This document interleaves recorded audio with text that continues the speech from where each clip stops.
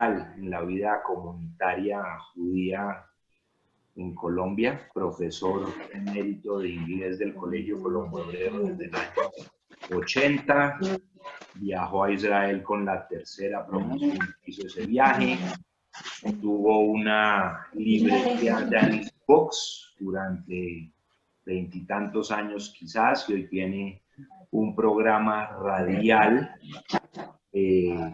muy sionista, y siempre nos ha acompañado en todas las causas, celebraciones y momentos más complicados también, que es donde están los verdaderos amigos. Y asimismo es que hoy nos deleitará con una charla para tratar historias de gente que nos acompañó cuando no eran momentos de celebrar, sino precisamente momentos difíciles. Entonces, Dani, muchísimas gracias por acompañarnos, ilustrarnos una vez más. Y el foro es todo suyo. A los asistentes, mil gracias. Gracias. Jackie, una vez más, una bendición, un placer estar con todos ustedes. Es realmente, yo dije a Jackie hablar de estos temas de los amigos de Israel, los amigos de Sion. Estoy en mi salsa. Así que aquí hay otro tema hoy que vamos a examinar. No todos fueron perfectos, pero todos tenían algo que hacer.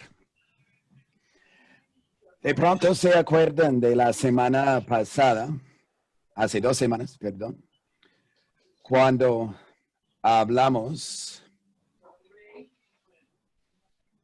¿Se escuchan bien? Escuchamos bien. Dani, pero de repente puede pasar el PowerPoint completo. F5. Keyboard F5.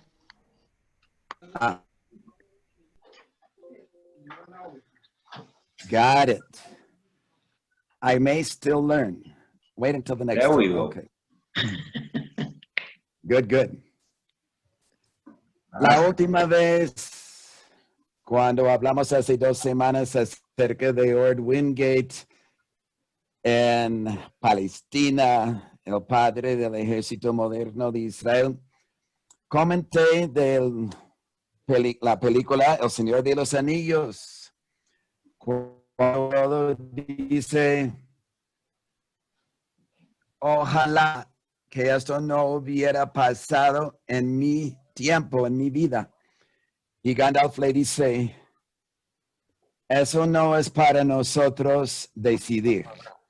Lo que nos toca decidir es qué vamos a hacer con el tiempo que nos es dado. Esta noche tenemos otro caso, aventura, historia loca, difícil. ¿Qué tal si hubieras nacido al principio del siglo XX, hace 100 años, en Europa, en Alemania? Tienes todo, tu familia es pudiente, pero a tus 7 años estalla la Primera Guerra Mundial. A tus 11 años sufres escasez de alimentos en tu casa. A tus 22 años cae la bolsa de New York y la economía mundial entra en caos, especialmente de Alemania. A tus 26 años, Adolfo Hitler toma control. ¿Cuáles son tus opciones? ¿Sería mejor estar en Nueva York, en Londres o en Alemania? ¿Qué harías tú? Hoy vamos a hablar de Dietrich Bonhoeffer, pastor alemán, teólogo de la resistencia. Y voy a empezar primero explicando por qué conozco algo de Dietrich Bonhoeffer. En los años 60, cuando yo estaba en bachillerato, ya saben cuántas décadas tengo yo, era tiempo de la guerra de Vietnam. Yo era creyente, yo era luterano, pero también yo era pacifista y yo decidí no voy a ir a Vietnam. Voy a ser un conscientious objector, un objetor de conciencia. Por mis creencias decidí no podía ir a luchar, no podía ir a matar a otra persona. Poco a poco me aburrí con la iglesia luterana y estaba involucrado en actividades pacifistas de otras iglesias en mi pueblo, en Connecticut, Farmington, Connecticut. Y durante ese tiempo leí un libro de Bonhoeffer, El costo del discipulado, The Cost of Discipleship. ¿Qué es el costo si uno quiere ser un cristiano verdadero? Bueno, hablemos un poquito de Bonhoeffer. Nació en febrero de 1906 en Breslau, Alemania, que hoy es parte de Polonia, una familia de alta burguesía prusiana que integraba el ambiente cultural berlinesa. Su padre, Karl, era muy conocido de psiquiatría y neurología. No sé si está nuestra amiga Sandra levantado hoy, nos toca decirle. Director de la clínica psiquiátrica de la Universidad de Breslau, él realmente no se identificaba como un cristiano, pero apoyaba un ambiente cristiano de su esposa en la familia. Así que la mamá era pianista, Paula von Hasse, nieta de un teólogo, quien fue predicador de la corte del Kaiser Guillermo II. Era de la iglesia Moravia, que en una época bajo el liderazgo del conde Ludwig von Zinzendorf, una iglesia evangélica antes de la luterana, siempre enfatizaba una relación personal con Dios. El papá, Karl, ocupó la cátedra más importante de psiquiatría y neurología de Alemania. Algunas palabras en español son más complicadas de pronunciar, pero después les doy unos en inglés. La gozaba, perdón, eso sí toca atrás. La vida en y tenía una casa veranera en el campo. Dietrich era un mellizo, tenía la melliza hermana, era Sabine, perdón, después corrijo la ortografía, Sabine sin la A. Uno de 6 hijos fue educado en casa. La mamá diariamente y religiosamente tenía tiempo de oración con los hijos, lectura de la Biblia, pero ella leía en voz alta y cantaba himnos con sus hijos. Como ella era pianista y puso a todos sus hijos a aprender piano, Dietrich aprendió a tocar piano. Ella decía, recuerden, estamos en Spanglish, I will not send my boys to school until I have to. She said, Germany breaks the backs of young men twice, first in school, then in the military. No voy a mandar mis hijos al colegio hasta que sea necesario. Cuando Dietrich tenía solamente 8 años, guerra. En julio de 1914, Kaiser Wilhelm II declara guerra a Rusia. Y de pronto ustedes recuerdan los detalles de la historia en el colegio apoyando el Imperio Austria-Hungría. This was called the Great War. ante la guerra para poner fin a todas las guerras. Hubo gran apoyo y mucha emoción en Alemania a favor del Kaiser y hubo marchas en las calles y frente a su casa cantando canciones patrióticas a favor de esta guerra. Los hermanos mayores de Dietrich, recuerde que eran 6 y él era de los 3 menores. Estaban muy entusiastas para cumplir los 18 para salir a la guerra, para luchar. Pusieron un mapa en la pared de su cuarto para seguir todas las victorias de Alemania. Un día Sabine gritó, ¡hurra! Hay una guerra. Y la mamá fue rápida para contestar, nunca celebres la guerra, le reprendió. Muchos buenos hombres van a morir antes que termine. Bueno, ya dijimos, Dietrich llegó a ser pianista, pero ya con la guerra recibieron noticias. Murió un primo, murió otro primo, murió otro primo, 3 primos muertos. Llegó un silencio a la familia. Ya era un tiempo para pensar y reflexionar. Dietrich y Sabine hablaron temas juntos porque compartían a esa edad el mismo cuarto. Hablaban de la muerte, hablaban de Dios. Decidieron dormir cada noche solamente pensando en la palabra eternidad. Nada más y eso fueron durmiendo. Llegó con la guerra, siempre tiene sus consecuencias, trajo con ella escasez. Inglaterra estaba bloqueada en sus puertos por Gran Bretaña. El pan de trigo fue reemplazado por Kriegsbrot, pan de la guerra. Hubo escasez de huevos, de carne, de mantequilla. Dietrich fue el carroñero, eso. Scavenger en inglés, no pude encontrar otra palabra en español. Salía para buscar comida. Perfecto. Gracias.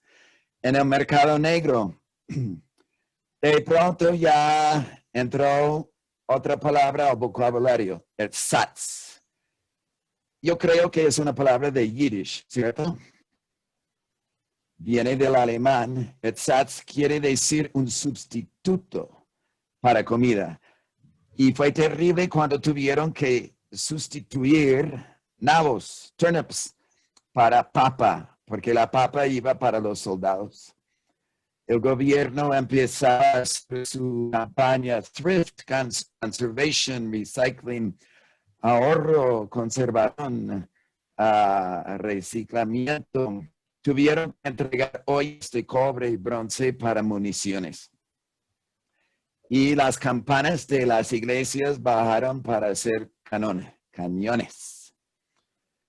Se trastearon a una nueva casa con campo para un huerto. Y como ustedes se acuerdan, el papá tenía un buen puesto. Tenían plata, el problema fue conseguir comida. Y empezaron una huerta. Dietrich compró con sus ahorros una gallina. Era muy orgulloso de eso. Ya tenían huevos. Tuvieron una cabra para leche. En julio de 1916, estamos hablando 2 años en la guerra, 300,000 soldados alemanes muertos. Ya todo el mundo conocía a un pariente, un conocido muerto o herido. Hubo hambre y empezó otro tema, el suicidio. Dietrich tuvo que cruzar la puente. Yo no sé si ya estaba en colegio o no, pero cuando cruzaba la puente, siempre todos esos días había un grupo de personas abajo en el río sacando otro cuerpo. Alguien que había lanzado para suicidarse. Sus hermanos mayores, Karl y Walter, llegaron a los 18 y fueron reclutados. Empezó la Revolución Rusa firmaron armisticio con Alemania, Rusia, y pensaban, ahora sí, ya Rusia está fuera de la guerra, ahora sí vamos a ganar. Walter con solamente 18 años muere herida de metralla shrapnel. Había pasado a muchos, pero uno piensa, eso no puede pasar a mí ni a mi familia. Y eso trajo una sombra oscura sobre la familia, muy difícil para la mamá. Dietrich mismo no podía entender, imaginar que ya no iba a ver a su hermano más. Y él decía que otro día él vio un avión caer, y, avión alemán, y obviamente murieron los pilotos. Y él dijo, pues, donde quiera que vayas en Alemania en estos días, la muerte te sigue. Entró en caos Alemania. Algunos conocen la historia. Kaiser abdicó, huyó a Holanda, hubo sublevación de soldados, marineros. El armisticio fue el 11 de 1918, yo creo que a la hora 11 de la mañana. Pero, what was the tally? ¿Qué fue el saldo? Casi 2 millones de jóvenes alemanes muertos. 4.2 millones heridos. Es una figura que uno le queda difícil entender, sin brazos o piernas, ciegos o en shock. Hubo manifestaciones en las calles, batallas callejeras entre Freikorps, que eran de la derecha, y los comunistas, cada uno echando la culpa al otro. Los grupos de la derecha acusaron a los comunistas con la ayuda de los judíos. Ya estaba ese sentir desde 1919, 1920, que la culpa era de los judíos con los comunistas. El Tratado de Versalles en el año 19, Alemania es humillada, realmente le quitan todo y ponen un precio muy alto. Empieza en el Weimar Republic con una nueva constitución. Bueno, en todo esto, Dietrich tiene un sueño. Los papás lo mandan a un gimnasio para estudiar. Y a los 14 años declara su deseo de ser teólogo. Bueno, yo no conozco a muchas personas que a los 14 deciden ser o cura o pastor o teólogo. Yo sí fui uno de esos. Yo desde muy chiquito quería ser pastor. No tenía mucha idea de qué implicaba, pero la familia quedaba perpleja. ¿Por qué no ciencia o música? El papá como psiquiatra. ¿Por qué no quiere ser pianista? Y los hermanos se burlaban de él. Porque Dietrich dejaría la realidad de la ciencia para escaparse a la neblina de la metafísica. Un hermano Klaus, ¿por qué te dedicarías a una institución burguesa, pobre, débil, aburrida como la iglesia? Y Dietrich respondió, entonces, en ese caso, voy a reformarla. Bueno, perdón.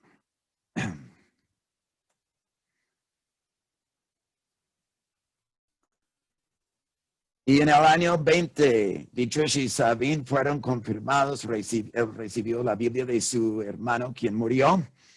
Empezó a estudiar hebreo y griego bíblico. En el año 22 hubo el asesinato del ministro del Exterior, Walter Rathenau, judío, quien había aprobado el Tratado de Versalles, y otra vez parte de este supuesto, la teoría de conspiración de los judíos en contra de Alemania. Sus estudios de teología, a los 17 años comenzaba sus estudios en la Universidad de Tübingen. 2 años después en la Universidad de Berlín. Pero hubo mucha escasez de comida, inflación, 100,000 A ver, ¿cómo se dicen Marx en español?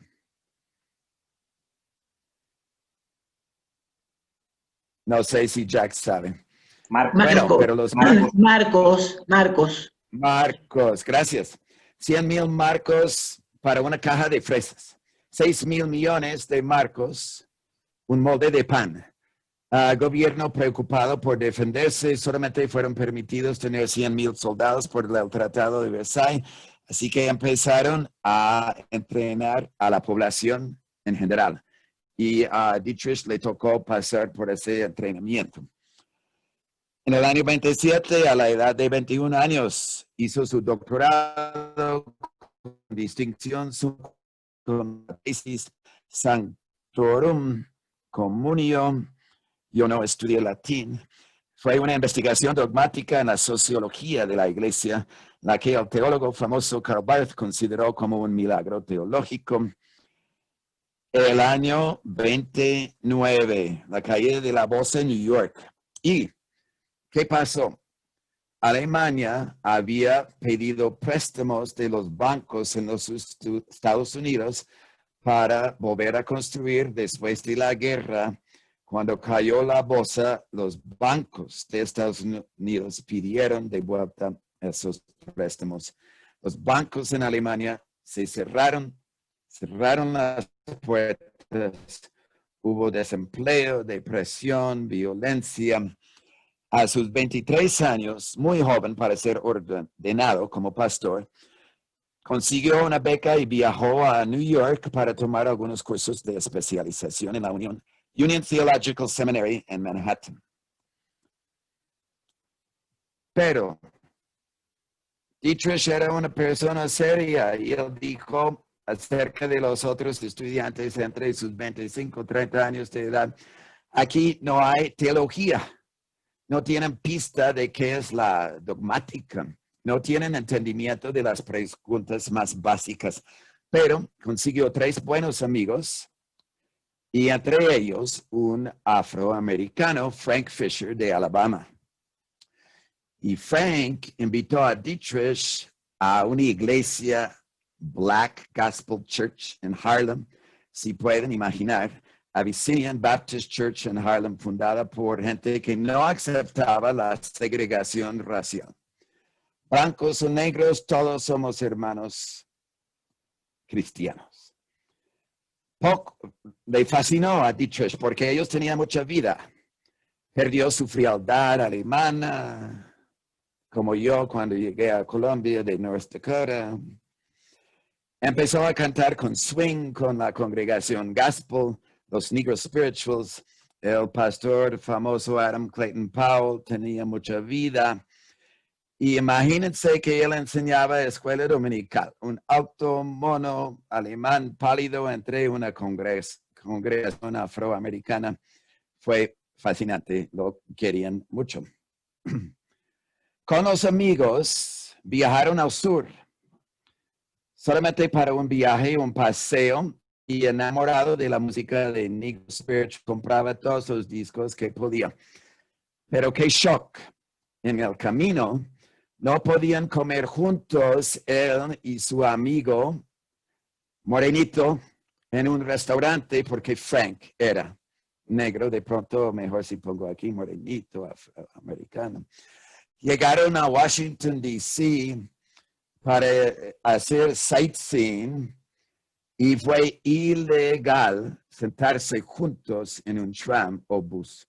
Hoy en día que estamos hablando de todo el tema en los Estados Unidos, de Black Lives Matter, de esta cuestión, imagínense los años en América 1930. El hermano Karl de Alemania no aceptó una posición universitaria en los Estados Unidos porque no quería criar a sus hijos en un país dividido racialmente. Pero ¿dónde estaba? Estaba en Alemania. Dietrich no podía entender cómo un país como los Estados Unidos podría hablar tanto de justice and liberty for all, while at the same time allowing racial discrimination. He was glad to be returning to a country, Alemania, donde la gente de otras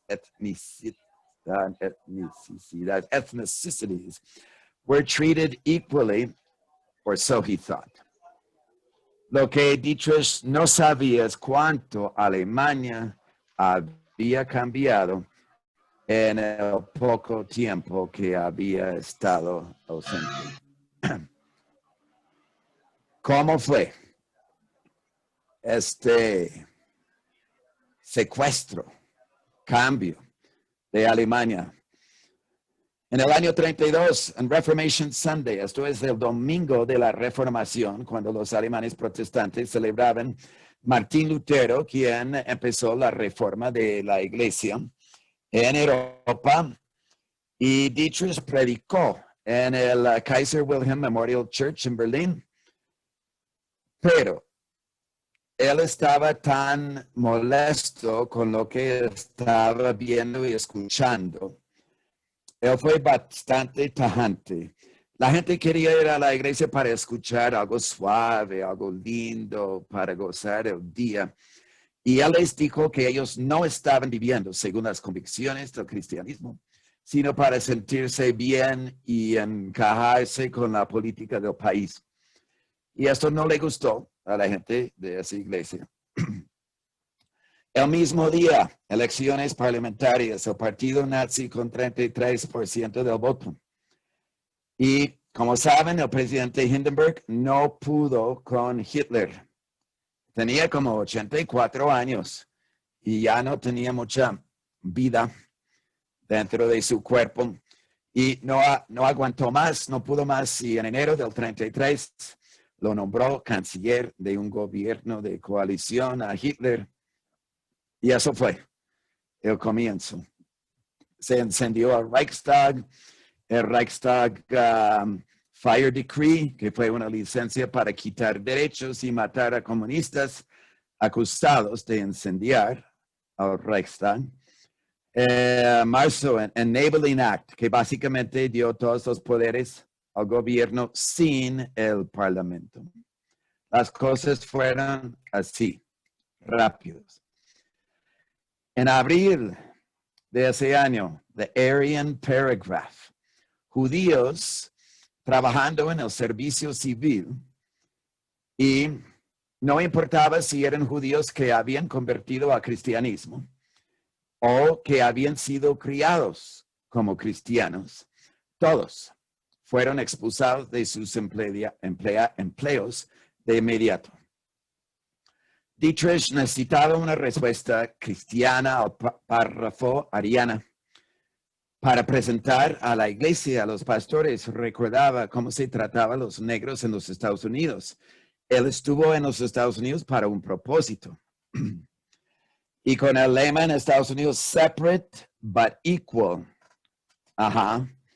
Que no era cierto, sí estaban separados, pero no eran iguales.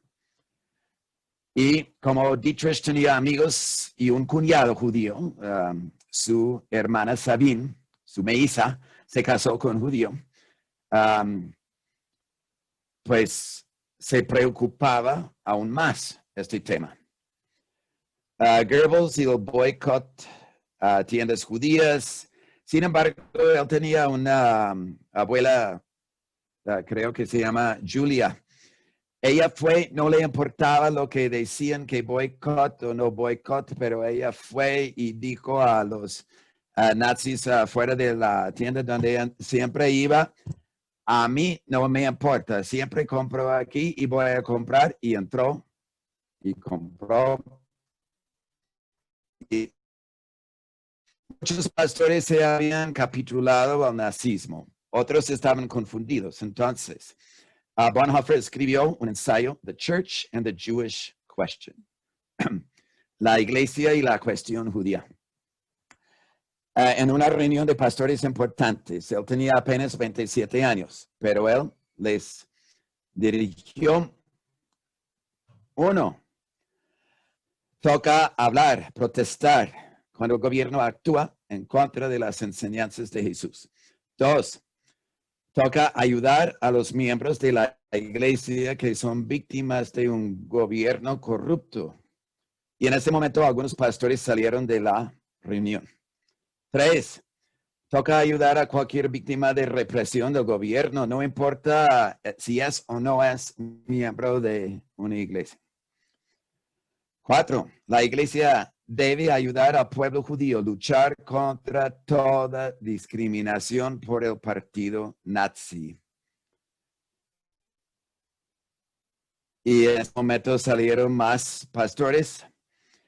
Él dijo, lo que está en juego no es si los miembros alemanes de nuestras congregaciones pueden tolerar comunión con los judíos, sino es la tarea de la prédica cristiana decir, aquí está la iglesia donde judíos y alemanes estamos juntos bajo la palabra de Dios.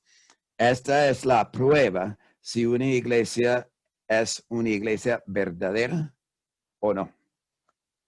Algunos aceptaron, estuvieron de acuerdo, otros no. Bueno, ¿qué fue entonces lo que Hitler hizo de la iglesia alemana protestante? Empezó la purga de las universidades, la quema de libros de ideologías degeneradas, como decía Goebbels. Pastores alineados con el nazismo se llamaban cristianos alemanes, tomaban ese título.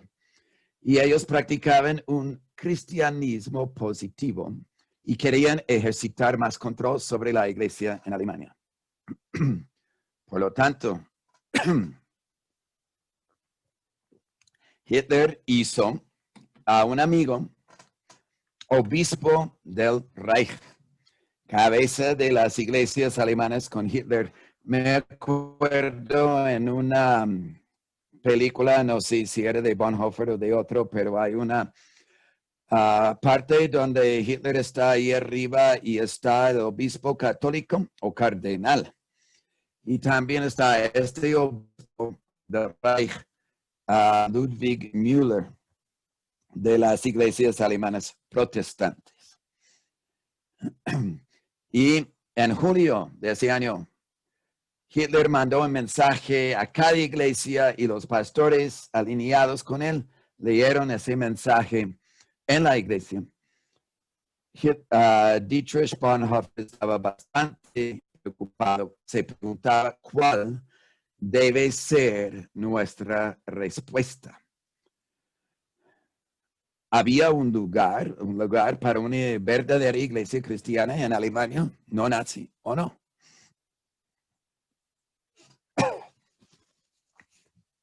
Perdón. Bueno, el corazón de Dietrich estaba realmente para quedarse en Alemania para luchar contra el nazismo. Pero en el otoño de ese año aceptó una oferta para pastorear 2 iglesias alemanas en Londres. Ahí tuvo más libertad para coordinar contactos y empezar una red de la resistencia cristiana de pastores en contra de Hitler. Ya en Alemania, los judíos y sus esposos, no importaba si el esposo era judío o no, eran excluidos de eventos culturales. Su hermana Sabine, el esposo Gerhard, quien era judío, y sus 2 hijas estaban obviamente incluidos ahí. Hitler acabó con las noticias judías, las noticias que no estaban con el partido nazi. Y dijeron lo siguiente, imagínense, la Biblia es demasiado judía. Toca quitar toda referencia a los judíos en la Biblia. ¿Qué tal eso? Y dijeron, Jesús, nuestro héroe ariano más grande. Así estaba marchando el partido nazi. Hasta inclusive el obispo del Reich, Müller, puso a todas las asociaciones protestantes de juventud bajo el movimiento juvenil nazi, the Nazi Youth Movement, para que estuvieran incorporados y dijeron es que Hitler los tomó bajo su ala. Hitler dijo, no soy ni católico ni protestante, solo creo en Alemania. Y no sé cuántos saben, es que Hitler estaba involucrado. No le importaba una religión, ni mucho menos el cristianismo. Nació católico, pero nunca practicaba. Estaba involucrado en dioses nórdicos. Y en eso, él y sus henchmen estaban buscando las fechas para hacer las cosas entre ese, no sé cómo se llama, misticismo nórdico, mitología. Bueno, y si eso no fuera suficiente, amenazaban a Dietrich de perder su ciudadanía. Él viajaba a Alemania de Londres cada mes o dos para ponerse al día, para escuchar las noticias con la familia, con los demás. Y él pasaba información de sus contactos en Alemania al obispo anglicano en Inglaterra, en Londres, o bueno, aquí dice Chichester. I don't know where Chichester is, pero está ahí, en Inglaterra. Y George Bell publicaba la información en cartas al The Times en Londres. Eso puso a Bonhoeffer en el ojo de la iglesia oficial alemana en Berlín y estaban bastante molestos. Y para callarlo, mandaron a un obispo Haeckel a Londres para pedir una firma de lealtad de todos los pastores alemanes en Londres. Y si no, quedarían sin ciudadanía alemana. En esa reunión, creo que eran 7 pastores alemanes en Londres. Esa firma,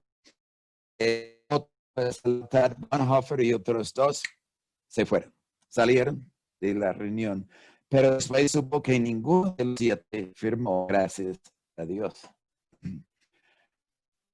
Como eso no funcionó, sí una dicha Berlín, pero otra vez.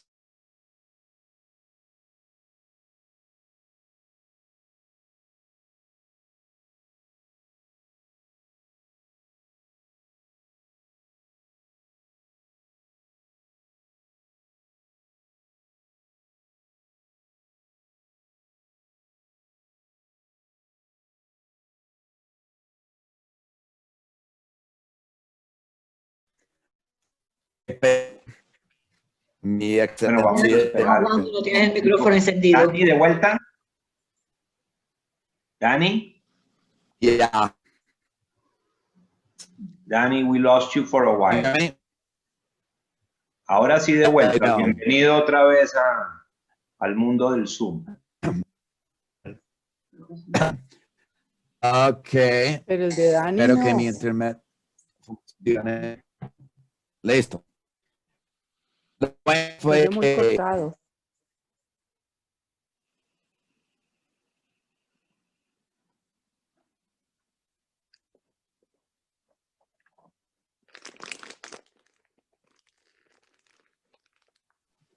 Dani. ¿Desapareció otra vez Dani? Bueno.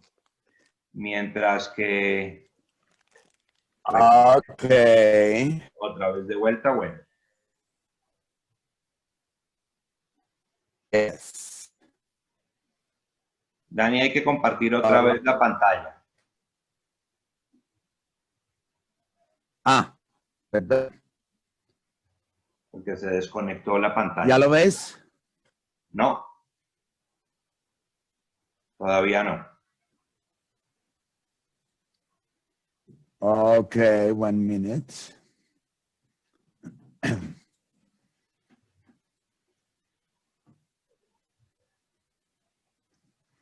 ¿Listo? A ver, 1, 2, sí. Todavía no. Eso. Magnífico. Great. Okay. So, lo bueno fue que ninguno de esos 7 pastores alemanes en Londres firmaron esa voto de lealtad a Berlín. Y cuando llamaron a Dietrich a pasar a Berlín para explicar, para negociar, él fue clarito. No es posible coexistir el cristianismo y el nazismo. No es posible. Bueno, aquí error de ortografía, pero entendieron. En ese momento, Bonhoeffer y varios otros líderes cristianos alemanes decidieron salir, apartarse de poner distancia entre ellos y esta iglesia alemana protestante y crear una nueva iglesia que se llamaba The Confessing Church, la iglesia confesional.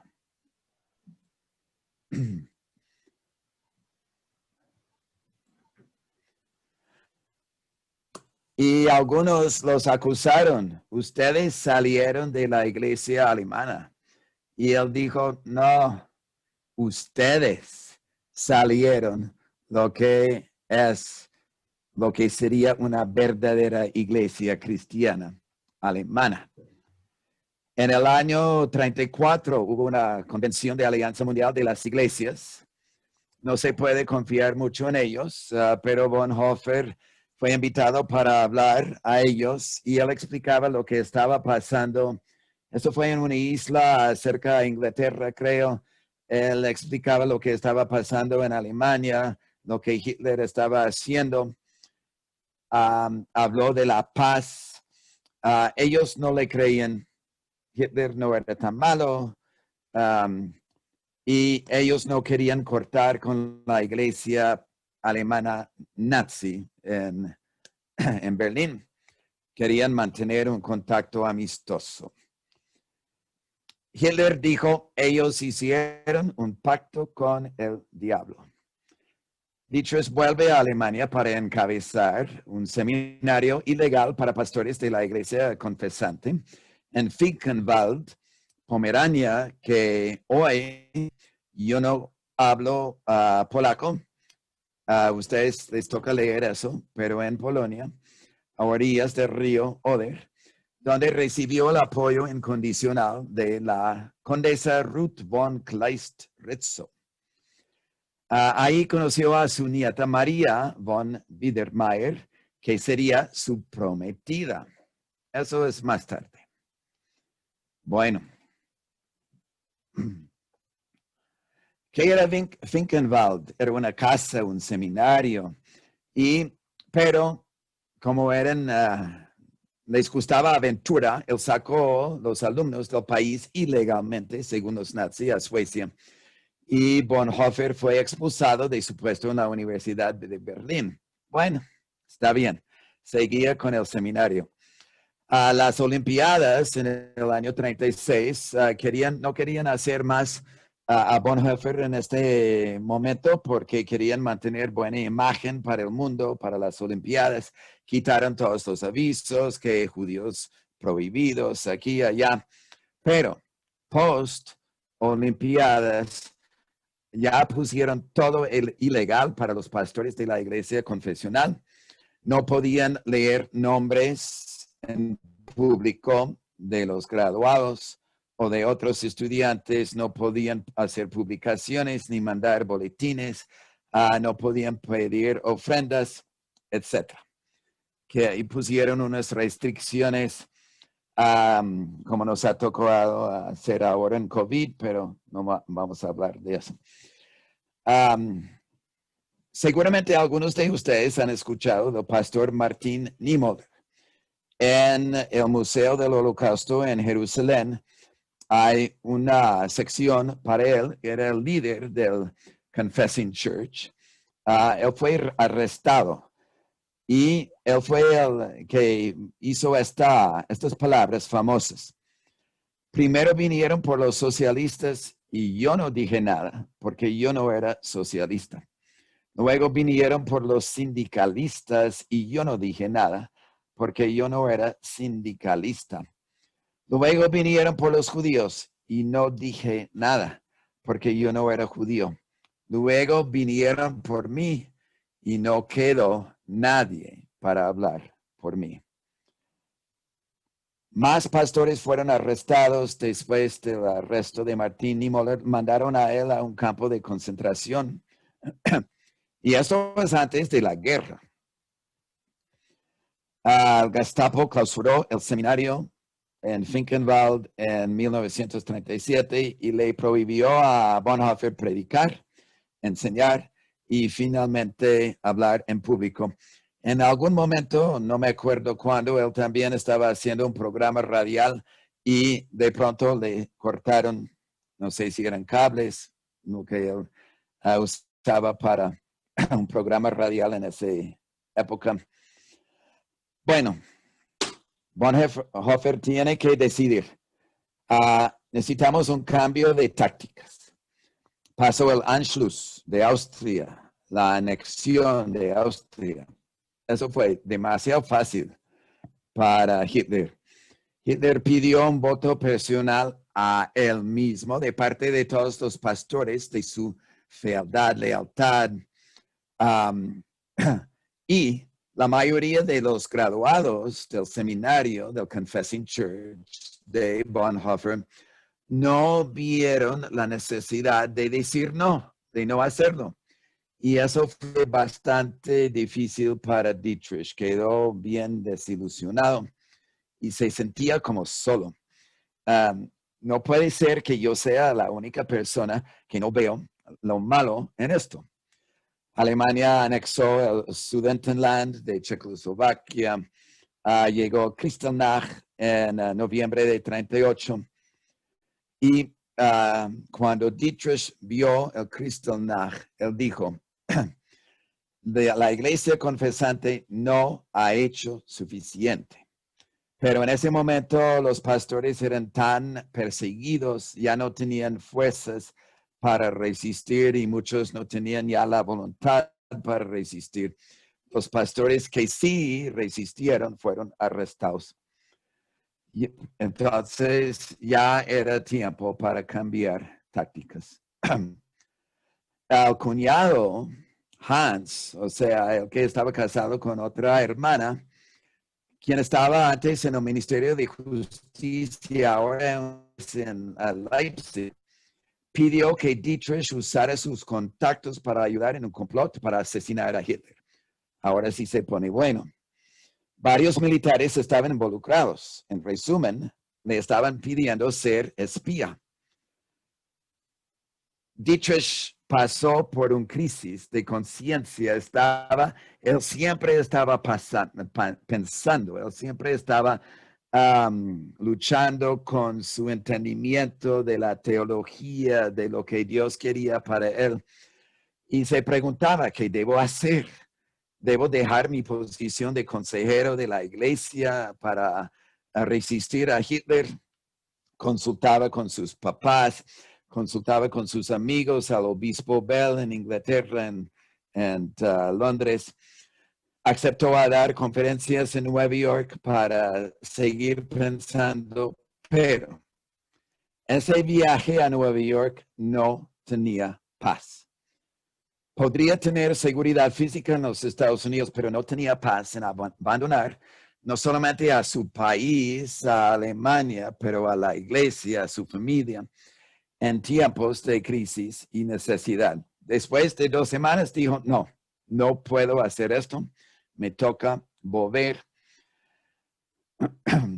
Y en el año 39, él y su hermano Carl, quien estaba dando unas conferencias en una universidad, abordaron un barco saliendo de New York rumbo a Alemania.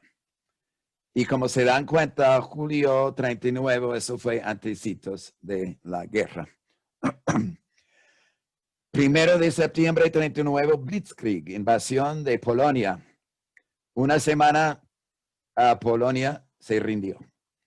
Inglaterra, Francia declararon guerra a Alemania. Y Dietrich estaba preguntando cómo podría Hitler cometer tantas barbaridades. Realmente era necesario pararlo. Sus amigos y hermanos lo invitaron a entrar en la clandestinidad. Dijo, tengo que orar. Al fin, cuando vio todo lo que estaba pasando, llegó a la conclusión, es necesario parar a Hitler. Tuvo su conciencia limpia, clara, estaba en paz. Como fuera, tenían que pararlo. En el año 39 se unió a un grupo clandestino de la resistencia. Incluía militares de alto rango, con base en, no sé cómo es esta palabra en alemán, Abwehr, la Oficina de Inteligencia Militar, quienes encabezados por el almirante Wilhelm Canaris, quien era pariente por matrimonio, querían derrocar al régimen nacionalsocialista de Hitler. Mandaron a Bonhoeffer a Suiza, trabajó con sus contactos más fácil desde allá para organizar a ver si habría aceptación en Inglaterra de un gobierno para reemplazar a Hitler cuando Hitler fuera muerto. Mientras tanto, Alemania invade a Dinamarca, Noruega, Holanda, Bélgica, París. Double agent. No es 007, era otro. Se trasteó a un monasterio benedictino al sur de Múnich. Era más fácil trabajar desde allá porque el monje a cargo del monasterio estaba en contra de Hitler. Trabajaba con la inteligencia militar alemana mientras pasaba información a los aliados. Luego, cuando lo mandaron a Geneva, Suiza, era para pasar información a los líderes de la iglesia. Y por otra cosa que Hitler hizo cuando mandó al ejército a mandar a los oficiales del ejército ruso, que no era según las reglas de la guerra, los más alemanes de los militares se unieron a la resistencia. Churchill, sin embargo, no aceptaba, él no quería creer que había diferencia entre los malos de Hitler y los buenos, que había buenos alemanes. Entonces no había una aceptación todavía de parte de Churchill para aceptar este grupo que estaba mandando información. En septiembre 41, Hitler decidió matar no solamente a alemanes con sus defectos, pero también a los judíos. That was the final solution. La solución final. Los judíos tuvieron que poner la estrella de David amarillo. Mientras tanto, muchos pastores, especialmente de la iglesia confesional, hicieron lo posible para esconder a judíos, para ayudar a judíos. Tuvieron un proyecto 7, Operation 7, un plan de ayudar a 7 judíos amigos a cruzar la frontera con Suiza. Las cosas se complicaron bastante. No era tan fácil. Suiza no quería aceptarlo. Al fin, solamente por un precio alto. Así que tuvieron que mandar fondos y esos fondos pasaron por Dietrich. Luego, pero por fin llegaron. Estos 7 judíos llegaron a Suiza. Él después tuvo neumonía.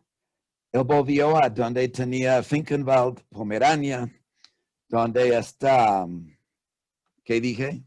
Condesa, quien lo apoyaba, y ahí tuvo un descanso, recuperó su salud, escribió su libro Ethics, la ética. Mientras tanto, el ejército alemán fue vencido en Rusia. Llegó Pearl Harbor, 7 de diciembre de 41. Y Bonhoeffer sabía que él podría ser arrestado en cualquier momento. Por lo tanto, con sus amigos y especialmente su amigo Eberhard, inventaron un código secreto para que pudieran desde la prisión pasar mensajes con este código, poniendo punticos en unos libros debajo de unas letras y cada página tenía esa letra con puntico, así podrían pasar. Pero no podemos olvidar de María. Cuando estaba recuperando su salud en Pomerania, Dietrich conoció a la nieta de esta condesa, creo, Ruth von Kleist, algo. Y ella, María, tenía solamente 18 años y él tenía 37, pero quedó fascinado con ella. Tenía mucha exuberancia, energía, alegría. Empezaron a hablar de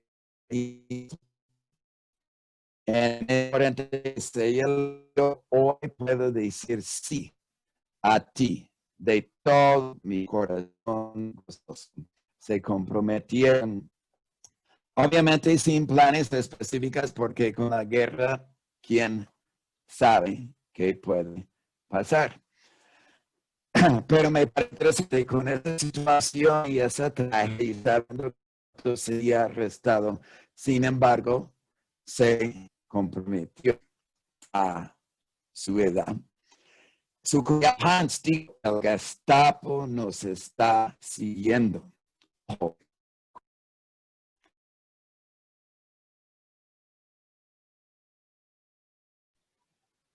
Es como en las buenas épocas del cine hace 40 años, tenemos intermedio para Maíz Pira y Patacones, mientras que Dani desde la hierbabuena y por Chía se vuelve a conectar. Dani, are you back? I'm back. Todos fuimos por Maíz Pira. All good. Good, good. Maíz Pira, un poquito de café, un respiro, pero ya casi. Yo sé que ya son 9, pero ya. Ya.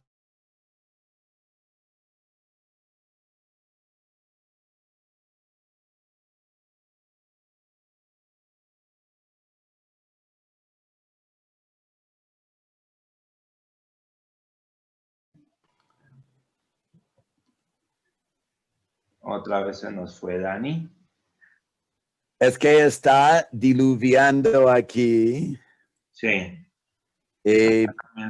Aquí en Chía, cuando hay lluvia, se va la luz, se van los teléfonos, no sé para dónde.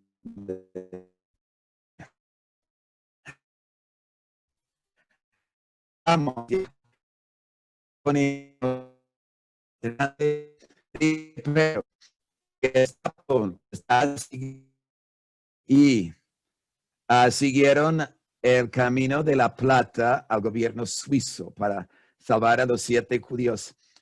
Mientras tanto, Hans llevó una bomba al tío de María para plantar en un avión donde iba a estar Hitler.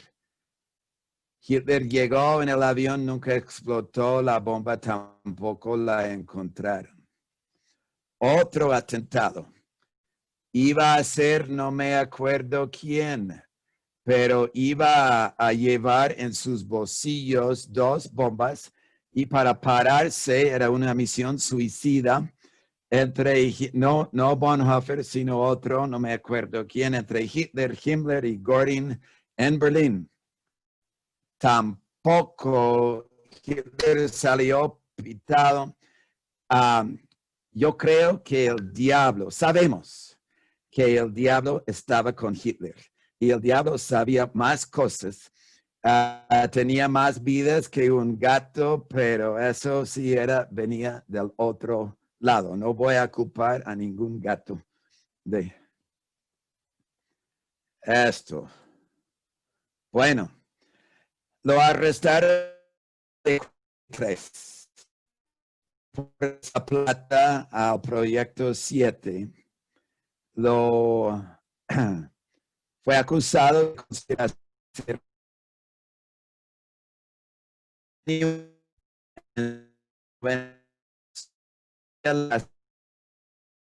Siempre hablan de tenían su distancia para hablar. Ahí escribí un libro, Cartas de Prisión, y varias de esas cartas eran cartas de amor. Wikipedia suntuoso atentado del 20 de julio 44, otro atentado. Bonhoeffer fue sindicado de complicidad por sus conexiones con los conspiradores. Algunos de los consideran familiares suyos, el comandante de la ciudad de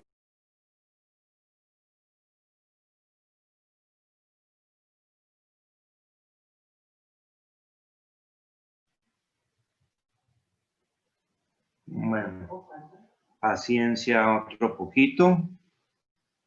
Esa es la ventaja de tener el soplete cuando está la conexión, que la parte Creo que se le fue la luz. por lo menos la podemos ir leyendo, ¿no?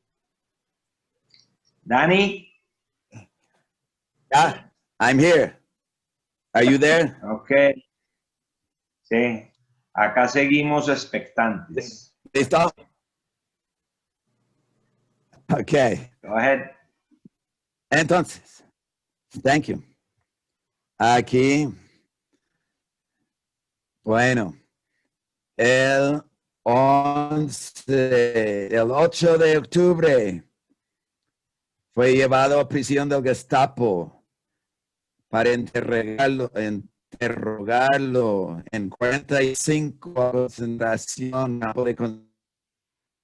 En abril 45 fue llevado al campo de concentración de Flossenburg y el amanecer del 9 de abril de 45, Bonhoeffer, que el día anterior había dirigido un servicio religioso a petición de los demás presos, fue ejecutado en la horca. Sus últimas palabras fueron: este es el fin, pero para mí el principio de la vida. Un doctor del campo, testigo de la ejecución, anotó: se arrodilló a orar antes de subir los escalones del caldazo, valiente, sereno.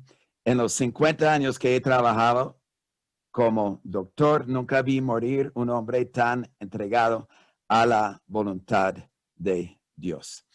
Su cadáver fue incinerado. Y una frase muy citada de uno de sus libros más leídos, el que leí yo en bachillerato, The Cost of Discipleship, dijo que cuando Cristo llama a un hombre, le ofrece a venir y a morir. Saqué esto de un libro para jóvenes, Dietrich Bonhoeffer, o también de Wikipedia, que haríamos sin Wikipedia. También la obra que leyó Jack, que me fascinó. Esta obra, para contarles, yo siempre tenía la duda, ¿será que Bonhoeffer hizo lo correcto para ser espía? Porque siendo espía, eso fue su muerte. Pero este libro me convenció que él tomó la decisión correcta. Y fue muy, o sea, no fue nada incongruente con su vida, con todo lo que había hecho. Y además, ellos lo acusaron por salvar a algunos judíos. Entonces, eso sí, tiene su valor. Aquí dice, según cuál es su legado, considerado mártir por su fe, fue absuelto de cualquier crimen por el gobierno alemán a mediados de los años 90, hasta los 90. Y bueno, el otro ya comenté. Y parece que eso fue. A ver. Ok. Dani, muchísimas gracias. Con mucho gusto. Muchas gracias, Dani. Con mucho gusto. Es para mí muy importante saber que hubo cristianos en estas situaciones quienes no huyeron, no se callaron, hablaron, se opusieron a pesar de todo lo terrible. Y en eso estamos juntos para lo que sea. Gracias a Dios. Sí, somos conscientes de eso, Dani, y de igual manera nosotros tampoco nos vamos a aburrir de repetir lo agradecidos que estamos de gente en el pasado como el pastor Bonhoeffer y de gente en el presente como usted y como tantos amigos que tenemos acá. Mil y mil gracias. Amén. Con gusto. Comentarios así de la presentación me viene a la mente uno muy simpático cuando Dani decía de cómo en los orígenes del nazismo quisieron reeditar la Biblia para hacerla aria y no semita. Hay que ver cómo par siglos antes los emperadores en esa parte del mundo contrataban genealogistas precisamente para probar que esas grandes casas reales europeas descendían del rey David y de la familia de Jesús y demás, ¿no? Entonces, depende cómo quieren pintar la historia, cómo convenga. Y les recomiendo un libro, The Pity of It All, que no trata de la época particular que vivió el pastor Bonhoeffer durante la guerra, pero la que la precedió, que explica divinamente bien lo que fue Alemania y el mundo judío desde mediados del siglo XIX y hasta el nazismo, y cómo todo fue cambiando rápidamente de muy bueno a muy malo. The Pity of It All, de los mejores libros que he leído jamás. Y también siguiendo con el mismo tema. Puedes escribir el título en el chat porque no escucho muy bien. The Pity of It All. Ahí está. Perdón. No, me lo mandé. Ya, un momentico. The Pity of It All. Ahí está. Dentro de los artículos, dentro de los artículos que vamos a publicar esta semana, el miércoles creo que es, va a salir uno sobre las vicisitudes de las negritudes en Alemania o bajo el imperio alemán desde principios del siglo XX y durante el nazismo, ¿no? También se lo recomiendo muy especialmente. Es un artículo que nos mandan desde Argentina, del grupo de Voces, de Proyecto Voces, que hace educación sobre temas de la Shoah. No sé si quieren ir haciendo preguntas o mandándolas por el chat. Bienvenidos. Pueden abrir sus micrófonos. Rabino Goldschmidt, muchísimas gracias por acompañarnos. La tercera es la vencida Hubo conexión, hubo password, enhorabuena. El próximo lunes tenemos una charla nuevamente dirigida por los doctores, la doctora Sandra Leventhal y el doctor Livio Rosenberg, que esta vez nos van a hablar sobre la adopción, obviamente desde un punto de vista clínico, psicológico, sociológico, pero también desde un punto de vista alágico y muy personal. Y de ese lunes, y de este lunes en 8, o sea, de hoy en 15, tenemos ya programada una charla sobre el edicto de expulsión de España, que lo estará dictando David Rosenthal. Entonces tenemos esas dos charlas Maravilloso. en fila. Excelente.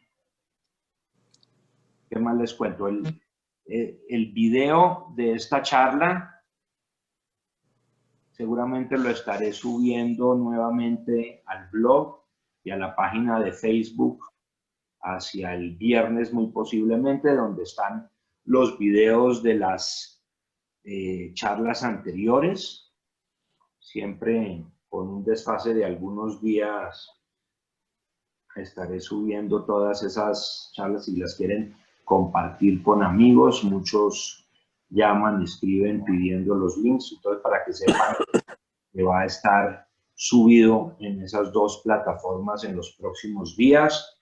De la charla anterior de Sandra y Livio, ya hoy van casi 150 personas que la han visto en las plataformas, más allá de los 75 que estuvieron acompañándonos en vivo. Hoy tuvimos pasaditas de 50 personas. En Facebook ya van más de 800 amigos y en el blog seguimos sobre las 3.000 visitas al mes. Ideas, comentarios, consejos, siempre bienvenidos. Quería tener la oportunidad de preguntarle a Dani, quería preguntarle a Dani sobre este pastor, qué relación tuvo él o si hubo algo con Pío XII, con el Papa, y si definitivamente eran dos rutas diferentes, porque no habla absolutamente nada de los temas católicos con los pastores alemanes. Correcto. Cuando era joven, él sí viajó a Italia, a Roma, y él entraba varias veces a una iglesia católica y para entender más o mejor cómo eran los católicos, no le disgustó. Hay que entender que hubo una rivalidad bastante fuerte entre la Iglesia Católica y la Iglesia Luterana. Martín Lutero salió para reformar la Iglesia Católica y lo expulsaron. Y eso fue Hitler que pudo unir las dos iglesias en Alemania con este obispo luterano que él puso y el cardenal católico. Así que las dos iglesias bajo Hitler estaban conectadas, por eso Bonhoeffer rechazó cualquier conexión con ellos. Nunca, no me acuerdo, no leí nada de Pío XII. Me tocaría volver al libro para mirar. Sí. Gracias. ¿Otras preguntas?